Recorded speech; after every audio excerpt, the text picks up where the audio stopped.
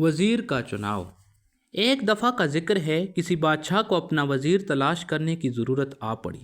پرانا وزیر اچانک مر گیا۔ اس کے 3 نائب وزیر بھی تھے، انہی میں سے ایک کو وزیر اعظم بنانا تھا۔ تینوں عقل مند، وفادار، ہوشیار اور خدمت گزار تھے۔ ان میں سے ہر ایک نے بڑھ چڑھ کر بادشاہ کی خدمت کی تھی۔ اب بادشاہ کے لیے یہ فیصلہ کرنا مشکل تھا کہ ان میں سے کس کو وزیر اعظم چنیں اور کس کو چھوڑ دیں۔ بادشاہ ہر وقت فکر مند رہتا، حتیٰ کہ سوچ سوچ کر وہ بیمار پڑ گیا۔ اس کی دماغ پر اس پریشانی کا اثر ہوا، اسے باتیں بھولنے لگیں، بھوک کم ہو گئی، راتوں کی نیند اڑ گئی۔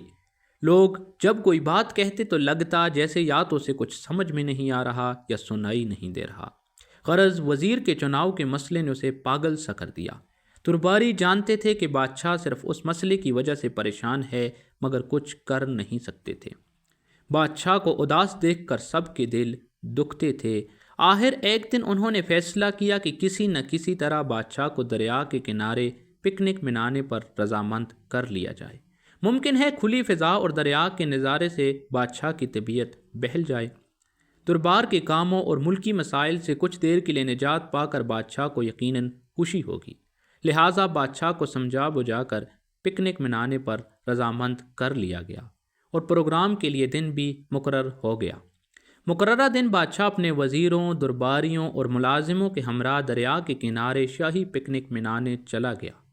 درباریوں نے بادشاہ کی تفریح کے لیے کھانے پینے کے علاوہ کھیل اور تماشے کا اہتمام بھی کیا تھا۔ جس کا جی چاہے نہائے اور دریا میں پیراکی کرے۔ دن نہایت خوبصورت تھا۔ پکنک پر آیا ہوا ہر شخص تفریح کے موڈ میں تھا۔ تمام انتظامات مکمل تھے، اچھے لوگ ساتھ تھے، بہترین پکے ہوئے انواع اقسام کے کھانے۔ بادشاہ پر ان چیزوں کا بڑا اچھا اثر ہوا۔ کئی دن بعد بادشاہ اپنی فکر کو بھول کر سیر و تفریح کا لطف اٹھانے لگا۔ موسیقار دھیمی سروں میں ساز بجا رہے تھے۔ دریا کی لہروں میں بھی موسیقی تھی۔ بادشاہ نہایت اطمینان سے دریا کے کنارے بیٹھا، موسیقی سے لطف اندوز ہو رہا تھا۔ اچانک اس کی نظر قریب بیٹھے ہوئے تینوں نائب وزیروں پر پڑی اور پھر اس فکر نے بادشاہ کو گھیر لیا۔ وزیر اعظم کے چناؤ کا مسئلہ پھر اس کے ذہن میں تھا۔ یوں لگتا تھا جیسے صاف ستھرے آسمان کو اچانک سیاہ بادلوں نے ڈانپ لیا ہو۔ بادشاہ کی ساری خوشی اور بے فکری کافور ہو گئی۔ بادشاہ اب حالی حالی نظروں سے دریا کی چمکیلی لہروں کو گور رہا تھا۔ دیکھتے دیکھتے اس کی نظر ایک گول سی چیز پر پڑی جو دریا میں بہتی چلی آ رہی تھی۔ بادشاہ نے فوراً اپنے پاس بیٹھے وزیر کو مخاطب کیا اور کہا، سامنے دریا میں کوئی چیز بہتی آ رہی ہے، نامعلوم کیا ہے؟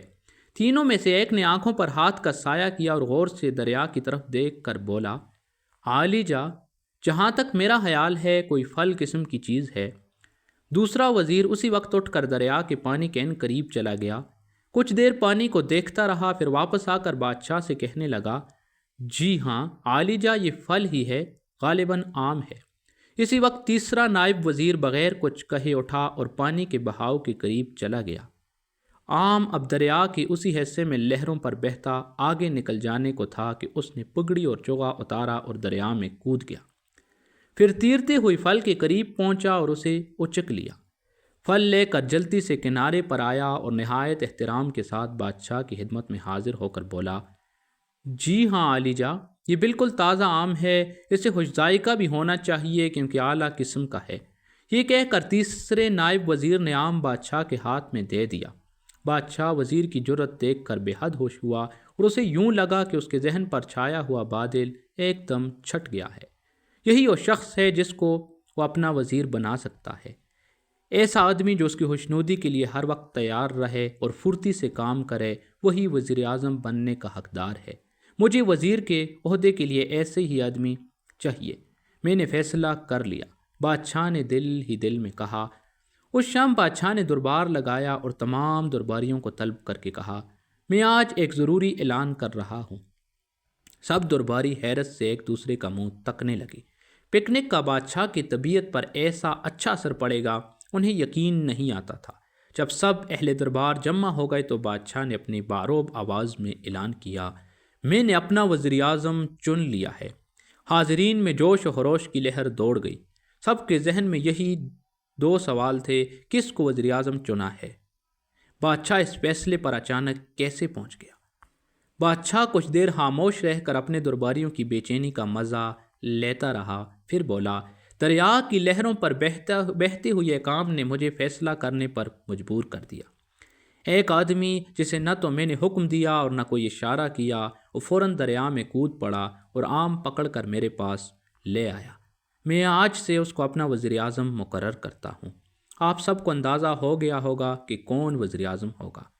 بادشاہ نے پھر کہا، مجھے یقین ہے کہ وہ آدمی جو چھوٹے سے چھوٹا کام کے لیے اتنی جرأت دکھاتا ہے، وہ بڑے کام کو بھی بخوبی کر لے گا۔